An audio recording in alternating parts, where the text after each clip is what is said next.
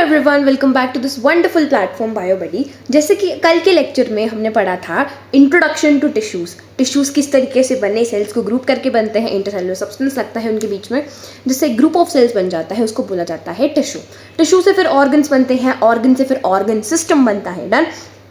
उसके बाद हमने जाना कि एनिमल किंगडम में, मतलब जिनको हम मेटाजोन्स बोल रहे हैं, मेटाजोन्स क्या होते हैं? Multi cellular animals. उनका एक किंगडम होता है जिसको बोला जाता है एनिमल किंगडम। एनिमल किंगडम में फर्दर दो क्लासिफिकेशंस होती हैं, एक होती है पैराजोआ और एक होता है यूमेटाजोआ।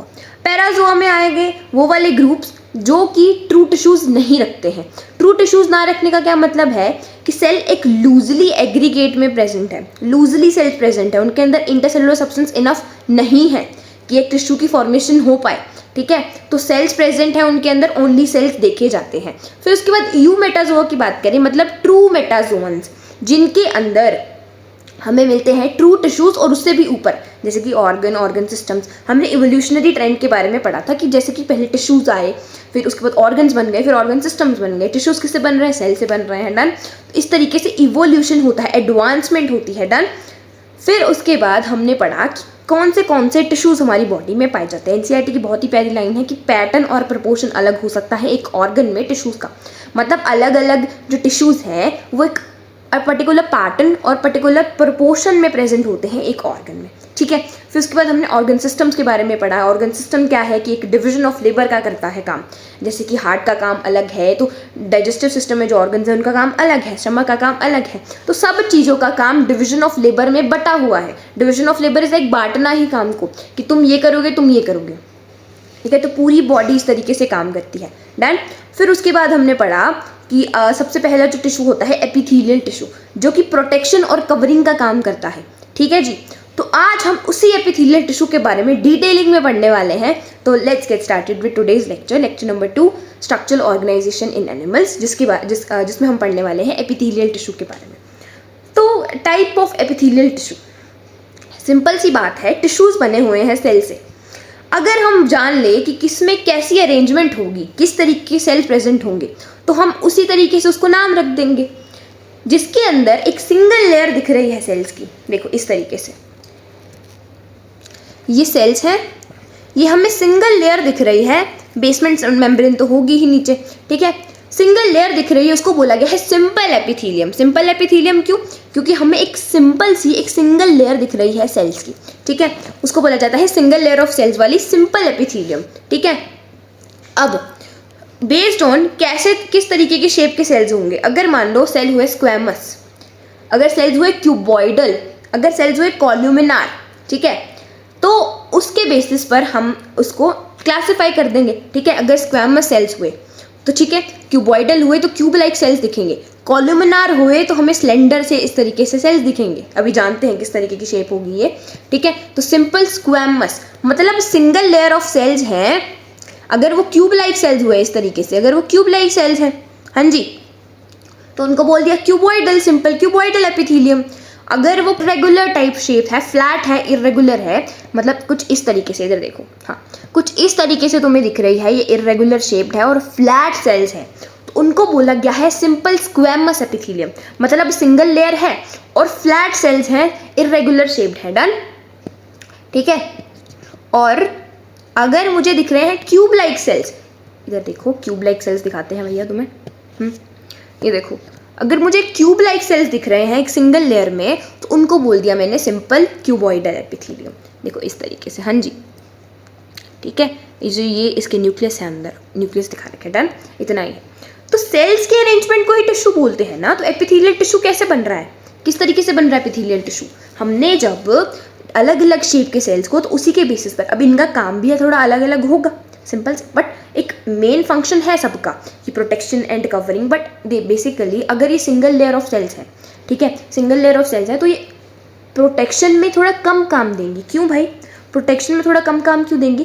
क्योंकि इतनी पतली लेयर है सेल्स की, हमारे पास एक सिंगल लेयर है, तो ज़्यादा ये काम कहाँ दे रही होंगी? डिफ्यूजन में। हाँ जी, कहाँ काम दे रही होंगी? डिफ्यूजन में काम दे रही होंगी, डिफ्यूजन और एक्सचेंज में। ठीक है, तो बेसिकली अगर एक सिंगल लेयर है तो मैं उनसे क्या ही एक्सपेक्ट करूँगी कि प्रोटेक्शन कर लेगी, कवर कर लेगी अच्छे से? नहीं ना, एक सिंगल लेयर नहीं कर पाएगी। अगर बहुत सारी लेयर्स हैं, अगली जब हम कंपाउंड एपिथेलियम पढ़ेंगे जिसमें बहुत सारी लेयर्स होती हैं, सिंगल लेयर्स नहीं होती हैं जिसमें, तो वो प्रोटेक्शन का ज़्यादा काम करेगी, ठीक है। तो सिंगल लेयर्स डिफ्यूजन और एक्सचेंज में हमें ज़्यादा देखने को मिलेगी। तो चलो पढ़ते हैं सबके बारे में धीरे धीरे करके। हाँ, और कॉल्यूमिनार देखो यार, कॉल्यूमिनार ऐसा दिखेगा, ऐसे लंबे लंबे स्लेंडर फ्लैट सेल्स हैं, ठीक है, जिनका तुम्हें न्यूक्लियस भी कहाँ दिख रहा है? बेस पर दिख रहा है। हाँ जी, न्यूक्लियस कहाँ दिख रहा है? बेस पर दिख रहा है, ठीक है जी। चलो, तो क्या था? सिंपल एपिथेलियम मतलब single layer of cells, simple squamous, simple cuboidal, simple columnar. Done. फिर आता है कंपाउंड एपिथेलियम या स्ट्रैटिफाइड। स्ट्रैटिफाइड मतलब ऐसे स्ट्रक्चर दिखना, मल्टीपल लेयर्स का स्ट्रक्चर दिखना, ठीक है, उसको बोला जाता है स्ट्रैटिफाइड स्ट्रक्चर। तो मल्टीपल लेयर ऑफ सेल्स मतलब देखो ऐसे, इसमें था सिंगल लेयर, इसमें क्या होगा?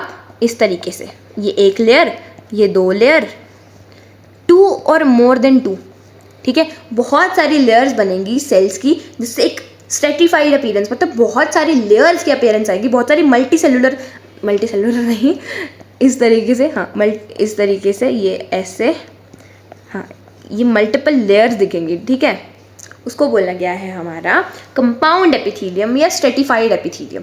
ये नॉन स्ट्रैटिफाइड होगी, सिंगल लेयर ऑफ सेल्स हो गई। डन।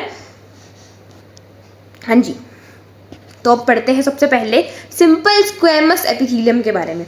सिंपल स्क्वेमस एपिथेलियम मतलब, सिंपल मतलब सिंगल लेयर, ठीक है, कुछ भी ताम झाम नहीं करना है, सिंपल मतलब सिंगल लेयर, ठीक है। स्क्वेमस मतलब फ्लैट सेल्स, फ्लैट सेल्स जो कि इरेगुलरली शेप्ड हमें दिखती है, फ्लैट सेल्स क्या होती हैं? स्क्वेमस होती हैं। डन। फिर एपिथेलियम, एपिथेलियम मतलब लाइनिंग का टिश्यू। हमें एपिथेलियम क्या होता है? जो एक कवरिंग प्रोवाइड कर रहा होता है, लाइनिंग के टिश्यू को बोला गया है एपिथेलियम। डन, ठीक है। तो a single layer of flat thin plate like cells, ये देखो यहाँ पर plate like cells with centrally located flattened nuclei, इसका जो न्यूक्लियाई है वो फ्लैट है और सेंट्रली लोकेटेड है। Done. Cells are closely packed with minimal intercellular substance. क्यों भाई मिनिमल इंटरसेल्युलर स्पेसेस क्यों गई है?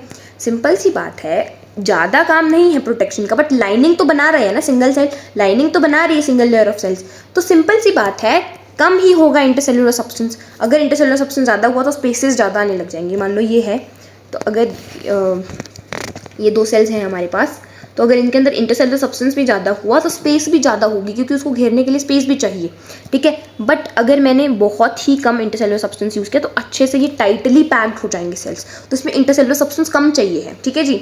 Delicate and thin allowing easy exchange of materials. Delicate होती है मतलब पतली सी लेयर होती है, हल्की सी लेयर, एंड थिन होती है, पतली होती है, and allowing easy exchange of materials मतलब हम आराम से एक्सचेंज कर पाएँ मटीरियल्स का, इसीलिए हम squamous epithelium, simple squamous epithelium या सिंपल एपिथेलियम जो है हमारी, उसको यूज़ किया जाता है। प्रोटेक्शन के लिए compound epithelium mainly role protection का कंपाउंड एपिथेलियम के पास होता है। इसको हम पेवमेंट एपिथेलियम भी बोलते हैं। पेवमेंट एपिथेलियम क्यों?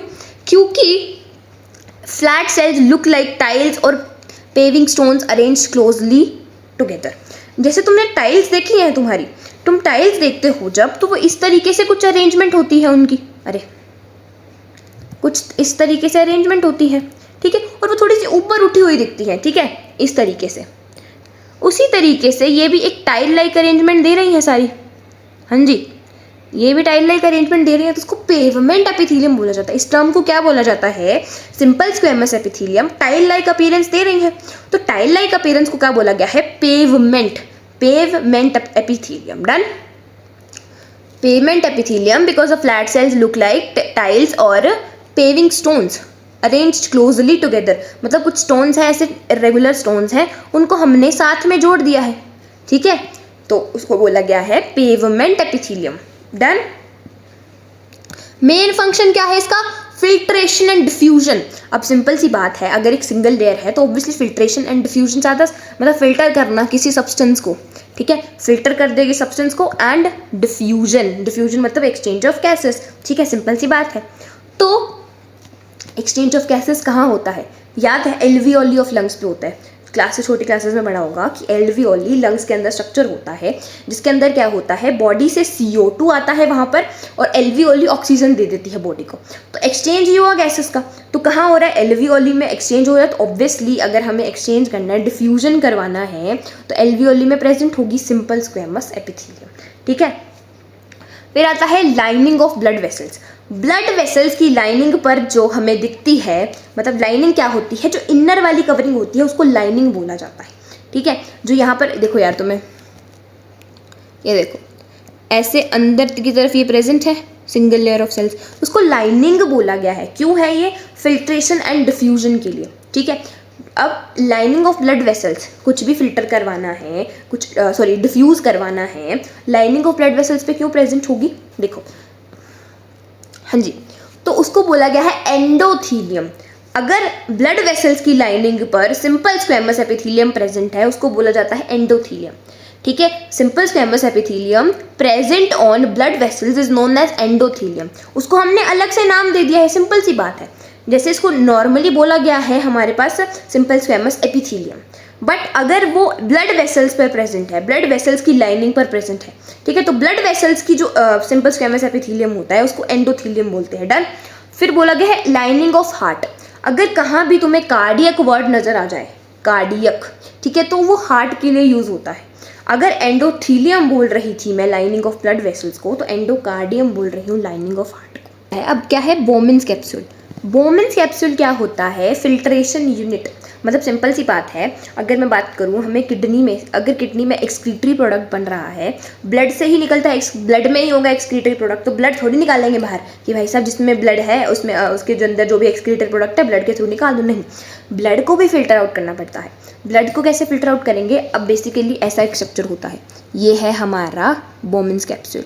इसके अंदर नेटवर्क ऑफ ब्लड वेसल्स या कैपिलरीज मान लो, ठीक है, capillaries is like connection between vessels and arteries. अभी इतना जानने की जरूरत नहीं है, नेटवर्क मान लो कैपिलरीज का, जो कि फिल्टर आउट करती है। मान लो यहाँ ब्लड आया, अब ब्लड के अंदर एक्सक्रीटरी वेस्ट भी है और हमारे ब्लड के अंदर RBC और ब्लड सेल्स और लार्ज प्रोटीन्स भी हैं, ठीक है, बहुत सारे प्रोटीन मॉलिक्यूल्स भी हैं। तो अब ब्लड का मतलब जो ये हमारे पास ये नेटवर्क है फिल्ट्रेशन, अरे यार ये हमारी बोमेंस कैप्सूल है, इसके अंदर ग्लोमेरुलस होता है, इसको बोला जाता है नेटवर्क ऑफ कैपिलरीज। टेंशन मत लो, एक्सक्रीशन वाले चैप्टर में अच्छे से पढ़ रहे होंगे। ब्लड के अंदर जो भी सामान है, मतलब जैसे कि कहा गया था लार्ज प्रोटीन्स होंगे, रेड ब्लड सेल्स होंगे, तो वो थोड़ी देने हैं हमें, तो फिल्टर आउट करके जो हमारा एक्सक्रीटरी वेस्ट होगा ना, और कुछ पानी, क्योंकि ऑब्वियसली हम पानी के साथ ही निकालना पड़ेगा एक्सक्रीटरी वेस्ट, यूरिन जो होता है वाटर के साथ ही, तो वाटर होता है यूरिन में, ठीक है जी। तो यहाँ पर क्या आ जाएगा, एक्सक्रीटरी वेस्ट, ठीक है। तो फिल्टर आउट का काम कौन कर रहा है, हमारा ग्लोमेरुलस, या बोमेंस कैप्सूल के अंदर ग्लोमेरुलस है उसको बोला जाता है, ठीक है। तो बोमेंस कैप्सूल में सिंपल सी बात है, अगर ये फिल्ट्रेशन का काम कर रहे हैं, ग्लोमेरुलस इसके अंदर फिल्ट्रेशन का काम कर रहा है, तो बोमेंस कैप्सूल में क्या प्रेजेंट होगी, सिंपल स्क्वेमस एपिथेलियम प्रेजेंट होगी, सिंपल सी बात है। डन। तो ये था। फिर देखा गया है glomerulus. Glomerulus is like network of capillaries in nephrons. Capillaries क्या होती हैं, सिंपल बात मान लो ब्लड वेसल्स हैं, ठीक है, ब्लड वेसल्स का नेटवर्क है। डन। अब क्या बोला गया है, कैपिलरीज बेसिकली अभी तुम नहीं जान पाओगे क्या होंगी कैपिलरीज, बट सिंपल सी बात है, हमने बोला कि network of capillaries in nephrons. Done. जो कि कुछ फिल्टर आउट कर रहे हैं, वेसल्स हैं, ठीक है। अब इरेगुलर बाउंड्रीज, तुमने देखा होगा इस तरीके की हमारी बाउंड्रीज प्रेजेंट होंगी, सिंपल सी बात है, फ्लैट सेल्स हैं बट हमारी इरेगुलर बाउंड्रीज प्रेजेंट है। मैंने बोला इरेगुलर सेल्स होती हैं, ठीक है। तो अगर तुम ऊपर से देखोगे, अगर हम ऊपर से देख रहे हैं तो कुछ इस तरीके से मिलेंगे, क्या हमें दिख रही होंगी कि ये इरेगुलर बाउंड्रीज प्रेजेंट है। डन। अगर मैं ऊपर से देख रही हूँ इसको, तो टॉप व्यू में मुझे कुछ इस तरीके का व्यू दिखेगा, ठीक है। टॉप व्यू में मुझे कुछ इरेगुलर बाउंड्रीज वाला व्यू दिखेगा। अब इसके लिए भी टर्म है जिसको बोला जाता है टेसिलेटेड एपिथेलियम। क्या बोला जाता है, टेसिलेटेड एपिथेलियम। क्या बोला जाता है? टेसिलेटेड एपिथेलियम। याद रखेंगे, अगर टाइल्स की तरह हमने बोलना है कि टाइल्स की तरह दिखती हैं तो बोला जाता है पेवमेंट एपिथेलियम।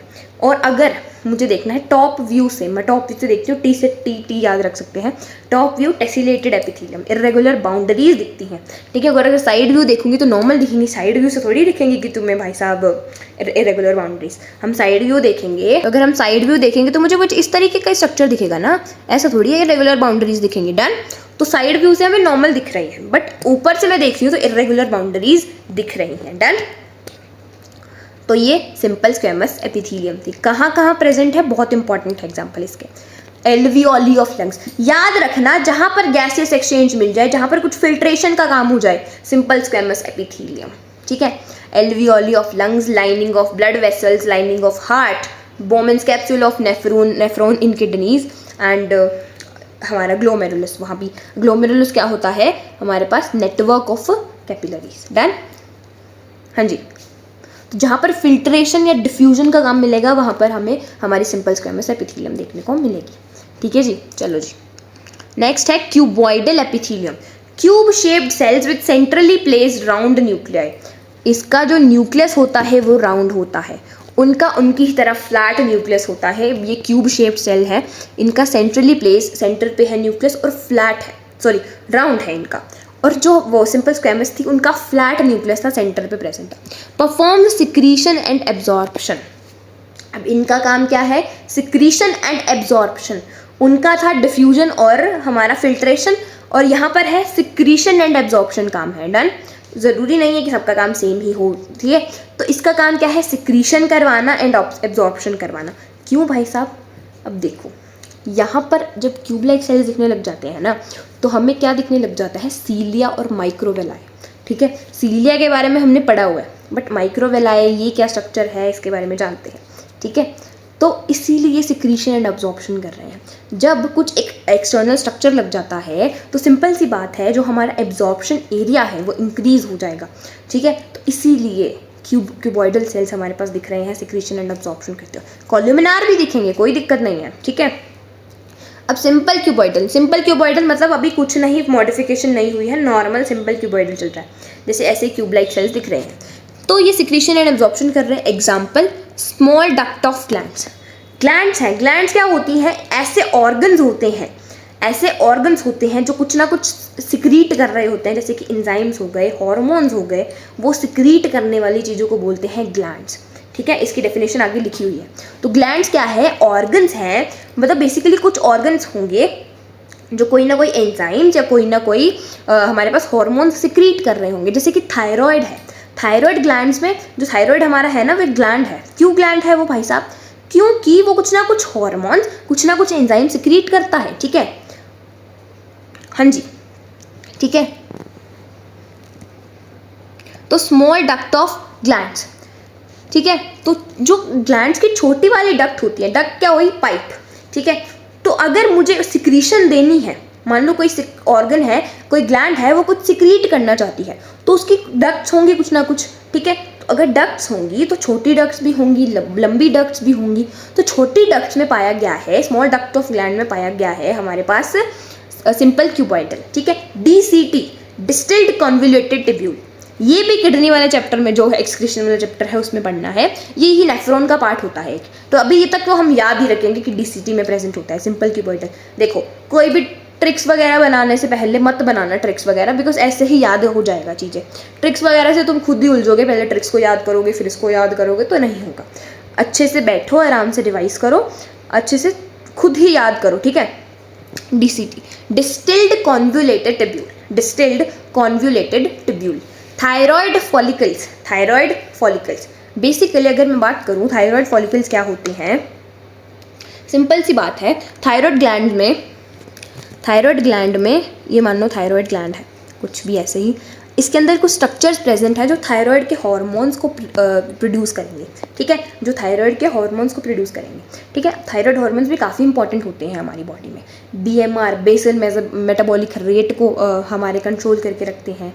ठीक है जी, बहुत ज़्यादा ही, मतलब IQ को भी, हम जो हमारा IQ होता है उसको भी अच्छा रखते हैं।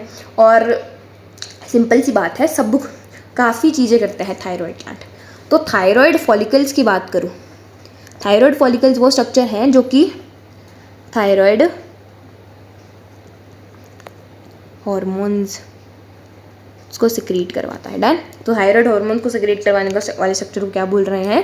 Thyroid follicles. ठीक है जी। फिर आती है जर्मिनल एपिथीलियम। जर्मिनल एपिथीलियम क्या है भाई? जर्मिनल एपिथीलियम वो जिस हमने सुना होगा हमारे रिप्रोडक्टिव ऑर्गन्स कौन से होते हैं। जैसे कि अगर फीमेल है तो उसका रिप्रोडक्टिव ऑर्गन है ओवरी, ठीक है, और अगर मेल है उसका रिप्रोडक्टिव ऑर्गन है टेस्टिस। ठीक है, तो अगर टेस्टिस है तो उसके मतलब बेसिकली उसकी भी कुछ ना कुछ कवरिंग होगी, उसको बनाने के लिए भी कवरिंग चाहिए होगी। ठीक है, तो उसको बनाने के लिए सिंपल क्यूबॉइडल की कवरिंग होती है। अगर हमारी क्या बोलते हैं ओवरी है तो वहाँ पर भी सिंपल क्यूबॉइडल की चाहिए जाती है। तो ये जर्मिनल एपिथीलियम है। ठीक है, ओवरी और टेस्टिस क्या है? ओवरी और टेस्टिस बेसिकली जो सेक्स हार्मोन्स को सिक्रीट करते हैं। ठीक है जी, सेक्स हार्मोन्स को सिक्रीट करते हैं, जो हमारे गैमीट्स होते हैं उनको भी सिक्रीट करवाते हैं ओवरी एंड हमारा क्या बोलते हैं टेस्टिस। ठीक है, तो ये सब चीज़ें जो रिप्रोडक्टिव ग्लैंड्स हैं हमारी उनको बोला जाता है, उनकी एपिथीलियम को बोला जाता है, जो कवरिंग कर रही है उसको बोला गया है जर्मिनल एपिथीलियम। डन। ठीक है जी। फिर आती है ब्रश बॉर्डर्ड। माइक्रोवेलाई का प्रेजेंस होता है। What is microvilli? उसके बारे में बात करते हैं सबसे पहले। हाँ जी, माइक्रोवेलाई क्या होता है? देखो, हमारे सेल्स में कुछ मॉडिफिकेशंस हो जाती हैं। सिंपल सी बात है, ये इस तरीके से सेल्स में हमें मॉडिफिकेशंस दिखने लग जाएंगे। ठीक है, कैसा है? फिंगर लाइक प्रोजेक्शंस है। फिंगर लाइक प्रोजेक्शंस है, सेल के ऊपर इस तरीके से मॉडिफिकेशंस दिखने लग गई हैं। ये क्यूब लाइक सेल्स हैं और उनके कुछ मॉडिफिकेशंस हो गई हैं इस तरीके से, जिसको बोला गया है माइक्रोविलाई। ठीक है, ये विलाई का स्ट्रक्चर मतलब ये माइक्रोविलाई है, छोटी सी प्यारी सी विलाई। ठीक है, finger like projections of the plasma membrane of certain cells increasing their surface area for absorption. इसीलिए बोला था सिक्रीशन एंड एब्जॉर्प्शन में ज़्यादा काम कर रहे हैं ये। सिक्रीशन सिंपल सी बात है, अगर मैं कुछ ग्लैंड से सिक्रीट करवाना है तो सिंपल क्यूबॉइडल वहाँ पर डीसी, वहाँ उधर देखो इधर यहाँ पर स्मॉल डक्ट ऑफ ग्लैंड्स में प्रेजेंट थी, थायराइड फॉलिकल्स में, जर्मिनल एपिथीलियम में। ठीक है, अगर मैं माइक्रोविलाई की बात करूँ तो मुझे कुछ एब्जॉर्ब करवाना है, पीसीटी में प्रेजेंट होगी, प्रॉक्सिमल कॉन्वोल्यूटेड ट्यूब्यूल। सिंपल सी बात है, अगर एक्सक्रीटरी हमारा वेस्ट जा रहा है तो ज़रूरी थोड़ी है सारा उसमें वेस्ट ही होगा, तो वापस भी लानी पड़ेंगी कुछ चीज़ें और देना भी पड़ेगा वेस्ट। ठीक है, तो बोला गया है increasing the surface area for absorption. दोबारा से जो मान लो वेस्ट में कोई चीज़ ऐसे जा रही है जो कि यूजफुल है बॉडी के लिए, तो मुझे उसको एब्जॉर्ब नहीं करवाना दोबारा, तो increase the surface area for absorption.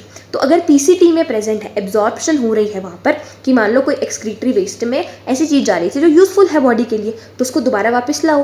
कैसे लाओ? एब्जॉर्ब करवा कर। कैसे करवाएंगे? पीसीटी में प्रेजेंट होगा। पीसीटी भी क्या है? एक किडनी या नेफ्रॉन का ही पार्ट है। डन। तो finger like projections of the plasma membrane of certain cells increasing the surface area for absorption. ठीक है, फिर आता है सीलिया। सीलिया हमने पढ़ा हुआ है यार, short hair like motile projections on, अब ये मोटिलिटी में काम आता है। सीलिया की बात की थी हमने।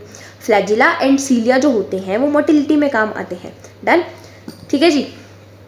Short hair like motile projections on the apical surface. Apical surface क्या होता है?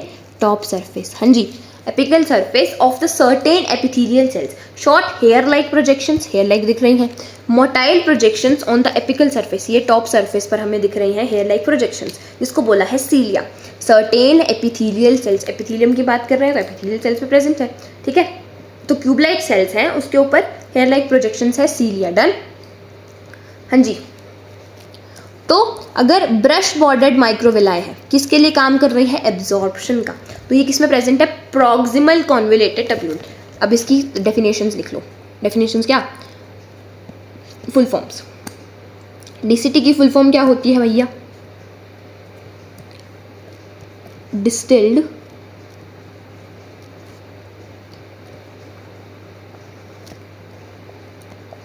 Convoluted tubule. अभी के लिए जस्ट याद ही रख लेना बस, जब वो वाला चैप्टर आएगा ना अच्छे से पढ़ेंगे। ठीक है, अभी के लिए फिर कंफ्यूजन वाली ही बात है अगर पढ़ी भी अभी तो। Proximal convoluted tubule. ठीक है, हाँ जी, प्रॉक्सिमल कॉन्वोल्यूटेड ट्यूब्यूल।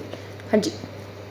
फिर आता है सीलिएटेड क्यूबॉइडल, जिसके अंदर सीलिया होगा, जिसके ऊपर सीलिया लगा होगा, उसको बोल दिया ciliated cuboidal cells. Small bronchioles, small bronchioles में प्रेजेंट होता है। डन, ठीक है, स्मॉल ब्रोंकियोल्स में प्रेजेंट होता है हमारा सीलिएटेड क्यूबॉइडल, जो हम जिसके ऊपर सीलिया प्रेजेंट होता है। डन, तो अगर मैं क्यूबॉइडल सीलिएटेड की बात करूँ, मतलब जिस पर सीलिया प्रेजेंट होगा, डन, तो मैंने ये लगा दिया है तुम्हारे लिए, कहाँ, अरे हाँ देखो, अब स्मॉल ब्रोंकियोल्स क्या होते हैं, इससे इजीली अंडरस्टैंड कर लोगे। देखो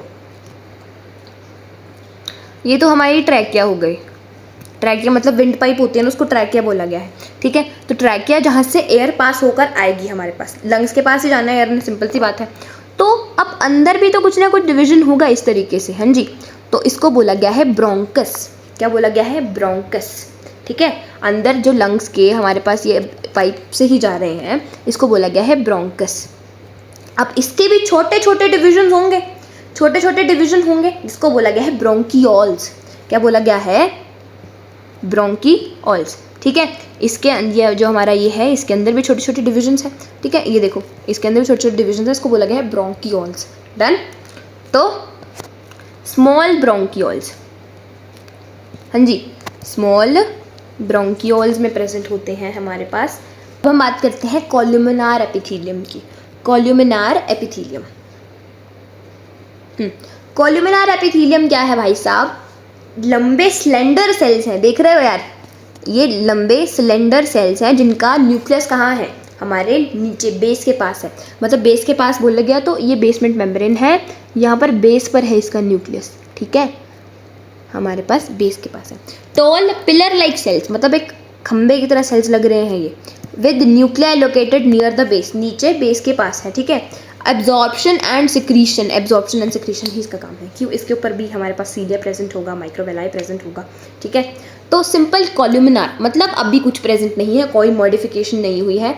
लाइनिंग ऑफ स्टमक, स्टमक की जो लाइनिंग होती है, सिंपल सी बात है, हमने बात की थी कि जो अंदर वाली जो ये लाइनिंग है, ठीक है, ठीक है। अब इसको किससे प्रोटेक्ट करना है भाई साहब? HCl से प्रोटेक्ट करना है, तो सिंपल कोल्यूमिनार प्रेजेंट है, ठीक है। डाइजेस्टिव ग्लैंड्स पर प्रेजेंट होगी, सिंपल सी बात है, लाइनिंग है, डाइजेस्टिव ग्लैंड्स पर प्रेजेंट होंगी।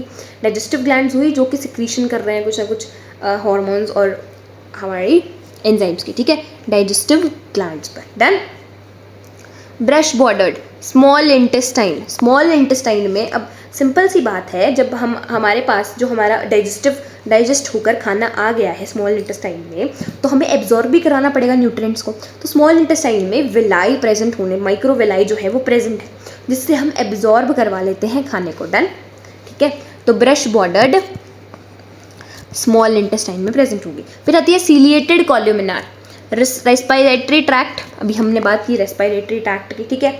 फेलोपियन ट्यूब्स, रेस्पिरेटरी ट्रैक्ट में क्यों? मूवमेंट नहीं करवानी एयर की, देखिए अगर सीलिया प्रेजेंट है तो मूवमेंट होगी।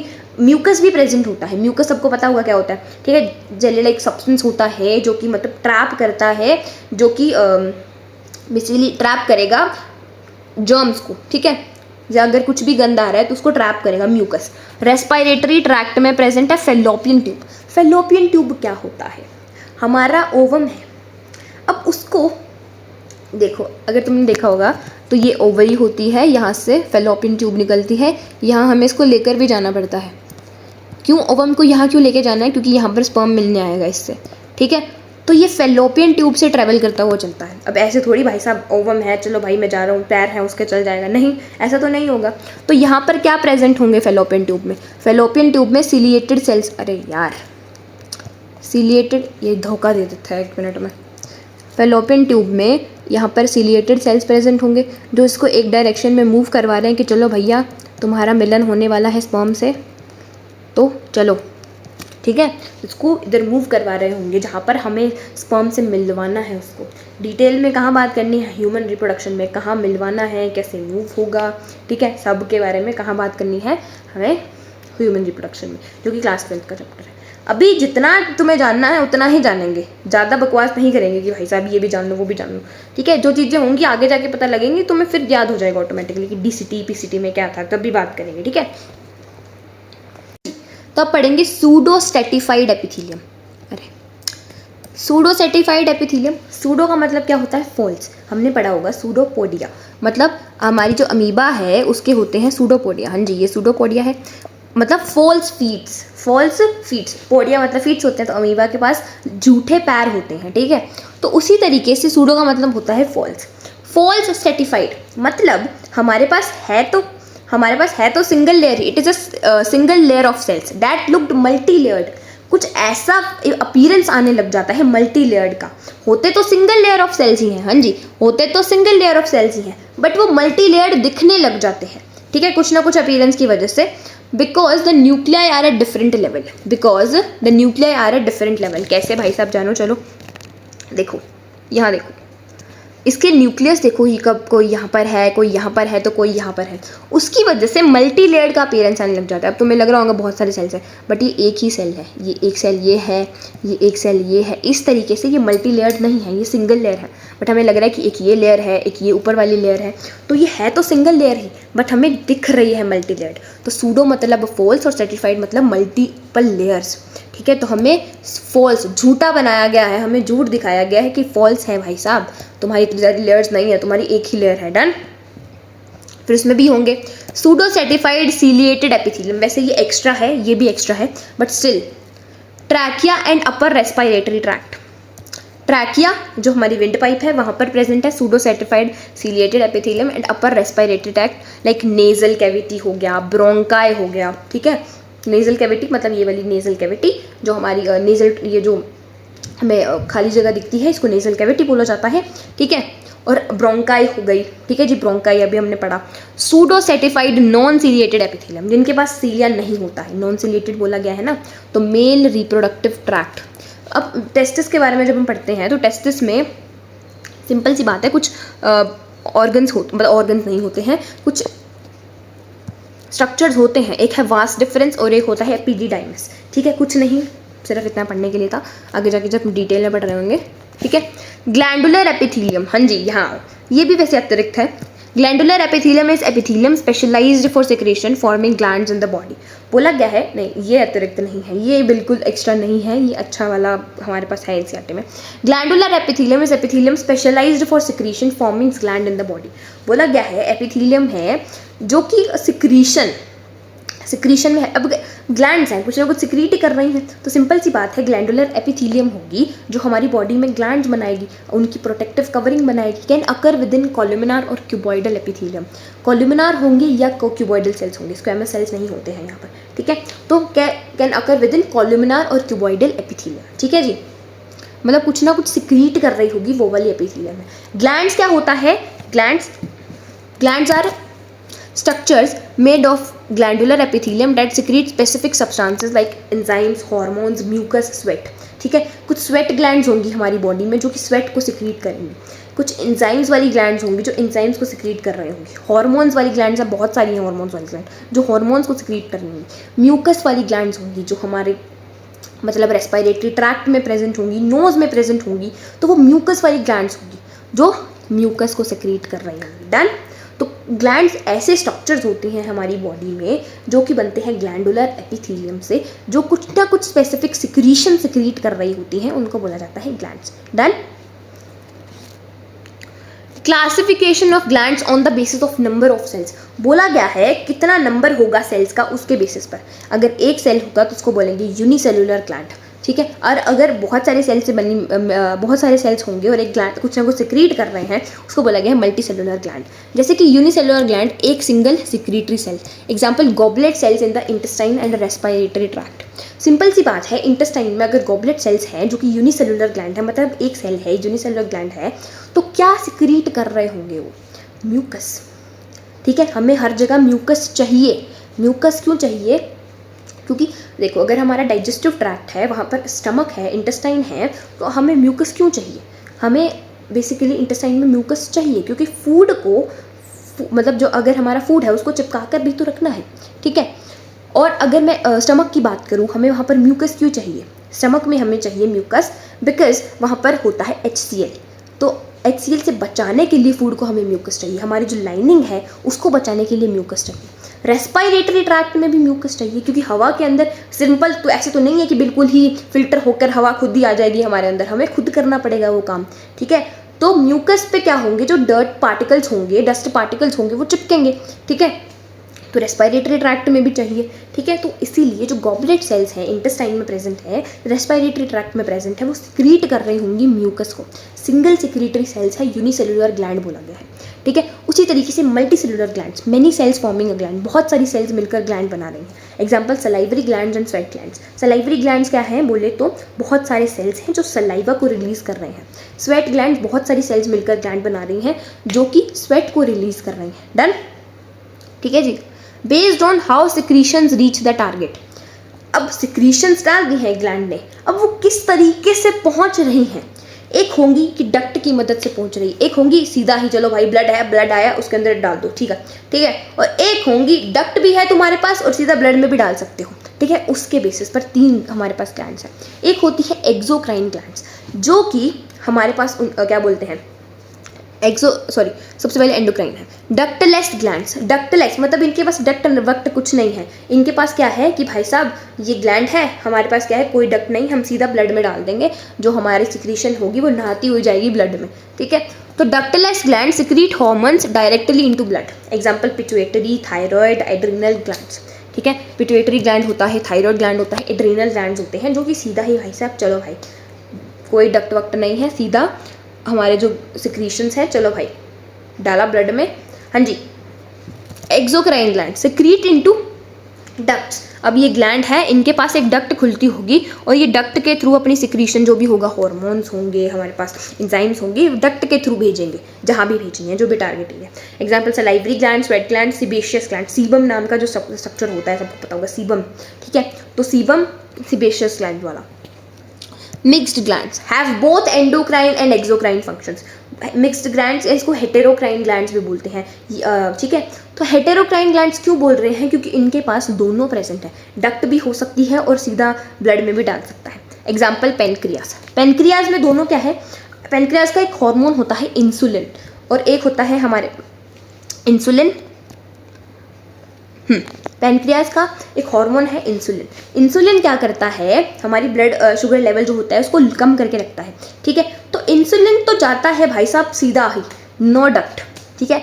बट जो डाइजेस्टिव एंजाइम्स है, जब हमने डाइजेस्टिव सिस्टम के बारे में पढ़ा होगा, ठीक है, ठीक है।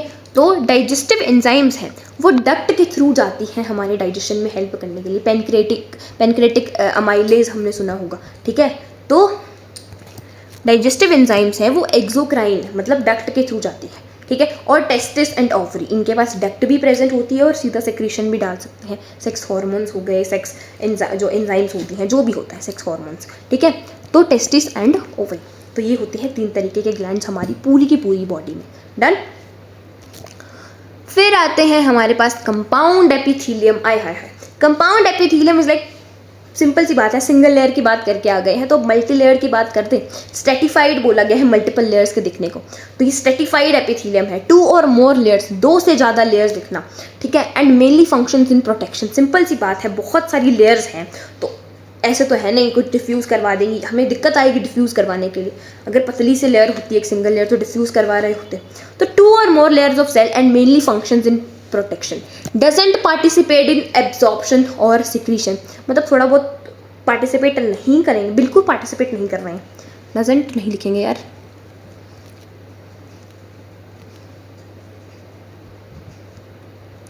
लिटिल पार्टिसिपेट इन एब्जॉर्प्शन और सिक्रीशन।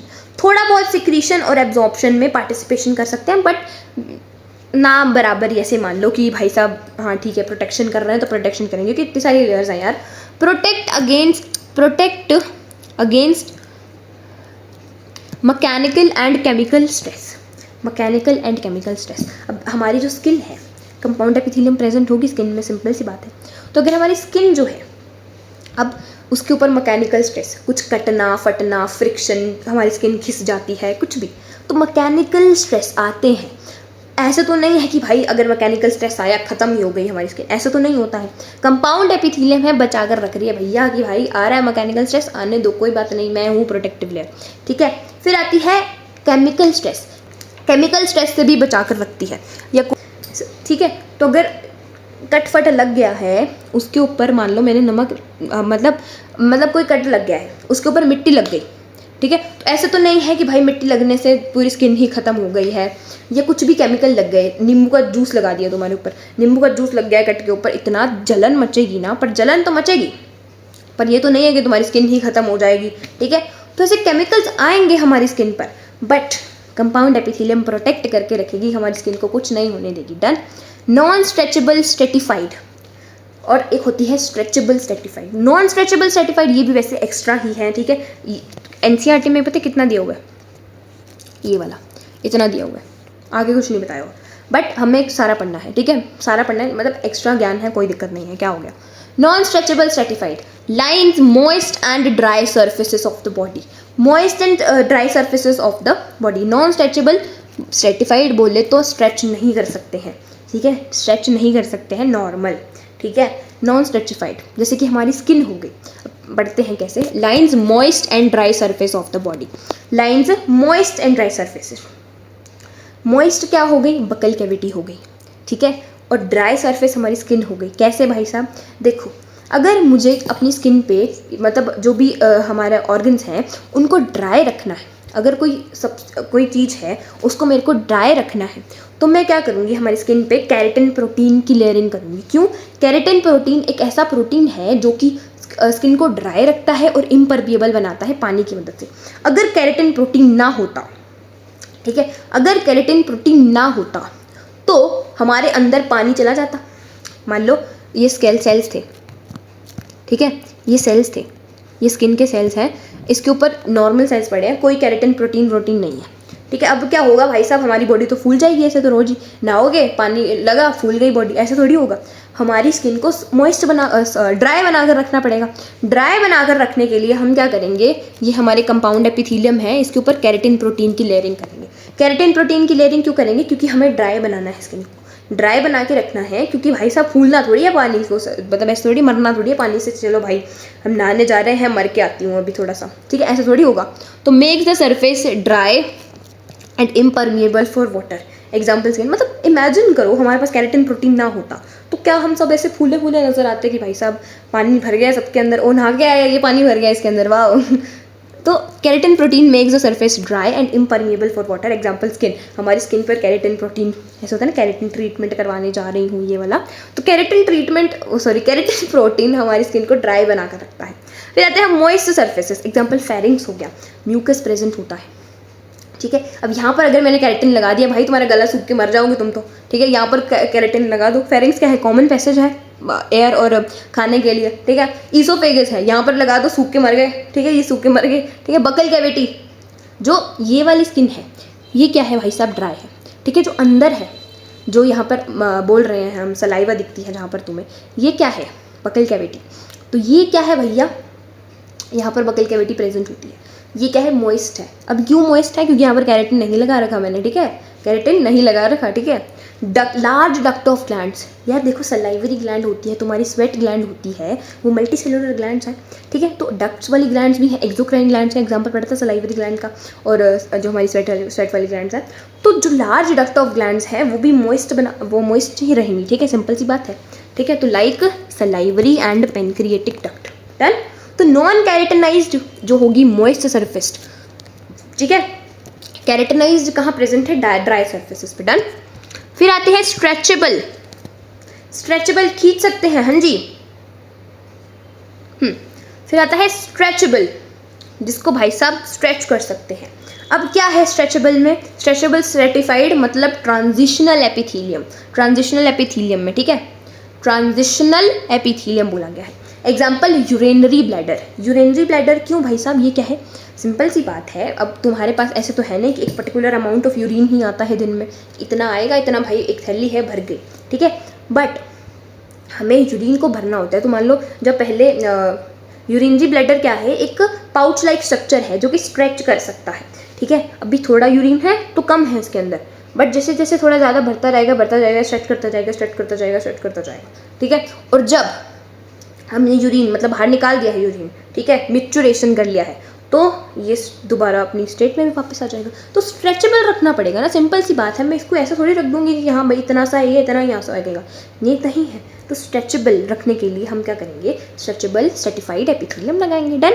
यूरिनरी ब्लैडर पर इसको ट्रांजिशनल एपिथेलियम भी बोला गया है। डन, स्ट्रेचेबल वाली को। ओके ओ भाई साहब। फिर आते हैं सेल जंक्शंस। जंक्शंस क्या होते हैं, कनेक्शंस होते हैं। कनेक्शंस बोला गया, cell junctions are connections between cells that help them stick together. Junctions क्या हो गए कि भाई साहब कनेक्ट करके रखो दोनों सेल्स को और कम्युनिकेशन में हेल्प करेंगे। किस तरीके से, 3 तरीके के जंक्शंस होते हैं। पहला हो गया tight junctions, adhering junctions and gap junctions. Tight junctions जो कि अब टाइट है, मतलब 2 सेल्स को मैंने टाइट कर दिया तो कुछ लीक होने देंगे उनके बीच में, नहीं। तो prevent leakage of substances across the cell, मतलब 2 सेल्स है कुछ ना कुछ सिक्रीट कर रहे हैं तो उनके बीच में लीकेज नहीं होएगी, ठीक है। तो blood brain barrier and blood testis barrier, ठीक है, यहाँ पर प्रेजेंट होते हैं हमारे पास टाइट जंक्शंस। ये एग्जांपल याद रख लो, ठीक है, ये blood brain barrier and blood testis barrier. Done. तो tight junctions prevent leakage of the substances across the cell's blood brain barrier and blood testis barrier. Adhering junctions help in cementing between cells. Cementing 2 sales को जोड़ के रखना, cement करके रखना, adhere करके रखना, ठीक है, उसको बोला गया है adhering junctions. Example smooth and cardiac muscles. Smooth muscles हमारे जैसे स्टमक में प्रेजेंट हो गई, हमारी जो डाइजेस्टिव सिस्टम है वहाँ प्रेजेंट हो सकती हैं। Example smooth and cardiac muscles. Cardiac muscles कहाँ, कार्डियक सेल्स, कार्डियक हार्ट, तो कार्डियक मसल्स दिल में प्रेजेंट होंगी। हाँ जी। हाँ, gap junctions connect cytoplasm of adjacent sales. देखो अडहेरिंग जंक्शंस इस तरीके से अडहेर करके रख रही हैं, सीमेंट करके रख रही हैं। गैप जंक्शंस क्या है, दोनों सेल्स के साइटोप्लाज्म को कनेक्ट करके रख रहे हैं। Example epithelium. हाँ जी, epithelium allow direct transfer of ions. Direct transfer of ions, 2 epithelial cells हैं उनके बीच में transfer of ions. Small molecules, NCERT लिखती है समटाइम्स लार्ज मॉलिक्यूल्स भी जा सकते हैं। सिग्नल्स बिटवीन एडजेसेंट सेल्स, मान लो इस सेल को कोई दिक्कत आ गई है, ठीक है, तो ये कहेगा भाई तू सॉल्व कर मेरी दिक्कत। कैसे कह देगा, कनेक्ट किए हो या साइटोप्लाज्म दोनों के। हाँ जी, इतनी सी बात थी। हाँ जी, तो ये थे जंक्शंस। जंक्शंस क्या है, कुछ कनेक्शंस हैं, कुछ प्रोटीनेशियस स्ट्रक्चरल कनेक्शंस हैं जो कि हमारे पास क्या कर रहे हैं, 2 सेल्स को कनेक्ट करके रख रहे हैं। और डिपेंड करता है, कम्युनिकेशन जंक्शंस बोला गया है गैप जंक्शंस को, क्यों, कम्युनिकेट करने में 2 सेल्स के साइटोप्लाज्म को कनेक्ट कर रहे हैं। डन। हाँ जी, एनसीईआरटी पढ़ लो चलो। इन preceding chapters you came across a large variety of organisms, both unicellular and multicellular, of the animal kingdom. In unicellular organisms, all functions like digestion, respiration, reproduction are performed by a single cell. एक single cell ही सब functions करता है. In the complex body of multicellular animals, the basic functions are carried out by different group of cells in a well organized manner. हम multicellular organism हैं, हमारे सारे काम हमारे जो हैं वो बटे हुए हैं, डिविजन ऑफ लेबर में है, ठीक है. Cell in a well organized manner. The body of a simple organism like Hydra is made up of different type of cells and the number of cells in each type can be in 1000. बोला गया है hydra किसका था, homework है ये याद रखना, कल हमने पढ़ा था हाइड्रा के बारे में. Hydra is made up of different type of cells and the number of cells in each type can be in 1000s. ठीक है, बहुत सारे सेल से बनी हुई है, बहुत सारे जो हाइड्रा है उसके अंदर टिश्यू भी प्रेजेंट होंगे. ठीक है, तो किसमें कितने टिश्यूज हमें नहीं पता है. Hydra is made up of different type of cells and the number of cells in each type can be in 1000. ठीक है, the human body is composed of billions of cells to perform various functions. How do this cells in the body work together, कैसे काम करते हैं. As you have already learned in your earlier classes, in multicellular animals, a group of similar cells along with intercellular substance perform a specific function. Such an organization is called tissue. कब से पढ़ रहे हैं भाई, रट गई है definition तो. You may be surprised to know that all complex animals consist of only 4 basic type of tissues. These are organized in a specific proportion and pattern to form an organ like stomach. Highlight कर लो इसको. These tissues are organized in a specific proportion and pattern to form an organ like stomach, lung, heart and अरे यार इतना नहीं करना है. These tissues are organized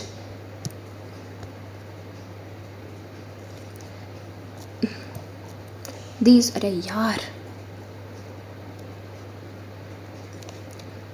tissues are organized in a specific proportion and pattern to form an organ like हाँ ठीक है organ. When 2 or more organs perform a common function by their physical and or chemical interaction. बोला गया है दो या दो से ज़्यादा जो ऑर्गन्स हैं हमारे मिलकर ऑर्गन सिस्टम बनाते हैं।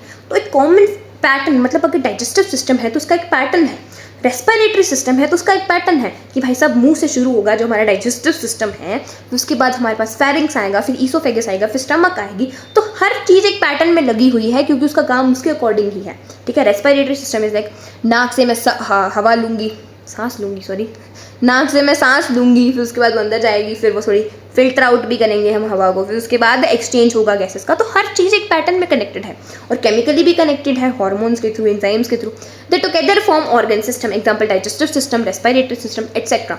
Sales, tissue, organs and organ systems splits up work in a way that exhibits division of labor and contribute to the survival of the body as a whole। हमारी body के पूरे organs को पता है कि तुम्हें क्या करना है, ठीक है, उनको बताने की जरूरत नहीं है, उनको सबको पता है। हार्ट को पता है उसका काम क्या है, ठीक है, स्टमक को पता है उसका काम क्या है, तो ठीक है, सबका डिविजन ऑफ लेबर हुआ है, done. The basic tissues, as you have learned in earlier classes, organize to form organs, which in turn associate to form organ systems in the multicellular organism. Such an organization is essential for more efficient and better coordinated activities of a billion of cells। बोला गया है हमारी coordination के लिए अगर tissues नहीं बनेंगे, cell से बने रहेंगे तो भाई ऐसा तो नहीं होने वाला। ग्रुप्स बनाकर ऑर्गन सिस्टम बने हैं तो एक एफिशिएंटली काम होने लग गया है हमारा, डन, ठीक है। Each organ in our body is made up of one और मोर टाइप ऑफ टिश्यूज। हमारा जो बॉडी का ऑर्गन है वो एक से ज़्यादा टिश्यूज का बना हो सकता है, सिंपल सी बात है। जैसे कि कोई भी टिश्यू है उसके अंदर एपिथेलियम तो प्रेजेंट होगी, चाहे मस्कुलर टिश्यू है उसके अंदर एपिथेलियम तो प्रेजेंट होगी, ठीक है। For example are heart consist of all 4 type of tissues, epithelial, connective, muscular and neural, ठीक है। We all notice after some careful study that epithelium present है, कनेक्टिव ब्लड हार्ट में प्रेजेंट होता है। मस्कुलर की बात करूँ तो मसल से बना मस्कुलर है हमारा हार्ट, ठीक है। न्यूरल थोड़ा बहुत न्यूरल कनेक्शन भी होता है, ठीक है। We also notice after some careful study that complexity in organ and organ system displays certain discernible trend, मतलब एक एबल टू अंडरस्टैंड वाला ट्रेंड कि भाई साहब the discernible trend is called evolutionary trend. You will study the details in class 12th, ठीक है। In this chapter you are being introduced to morphology and anatomy of frog. Morphology क्या होता है? Study of external structures. Anatomy क्या है? अगर मैं अंदर की स्टडी करूँगी कि भाई साहब क्या है, सेल्स, टिश्यूज इसके अंदर क्या है, तो उसकी एनाटॉमी की स्टडी को बोला गया है हमारे पास अंदर की इंटरनल स्ट्रक्चर्स की study. Morphology refers to the study of form of external visible structures जो कि दिख रहे हैं, ठीक है। In the case of plants और microbes the term morphology precisely means only this, ठीक है। मतलब अब प्लांट्स और माइक्रोब्स की बात करूँ तो मॉर्फोलॉजी यही होती है, ठीक है। In case of animals this refers to the external appearance of organs और the part of the body, मतलब जो बाहर से ऑर्गन्स कैसे दिख रहे हैं उसकी बात भी करेंगे हम मॉर्फोलॉजी में, ठीक है। The word anatomy conventionally is used for the study of morphology of internal organs in the animals. You will learn the morphology and anatomy of frogs representing vertebrates. अभी frog और हमारे उसके बारे में, कॉकरोच के बारे में भी नहीं पढ़ना है, अभी जब हम ह्यूमन फिजियो कर लेंगे उसके बाद पढ़ेंगे, ठीक है। तो आई होप आज का लेक्चर अच्छा लगा होगा और subscribe Biobody. Thanks for watching. और डीपी भी मिल जाएगी, ज़रूर से लगा लें टेलीग्राम चैनल पर। और डाउट हो तो ग्रुप को ज्वाइन कर लो, बायोबॉडी का डाउट सॉल्विंग ग्रुप है, लिंक्स मिल जाएंगे कमेंट सेक्शन में। Thanks for watching.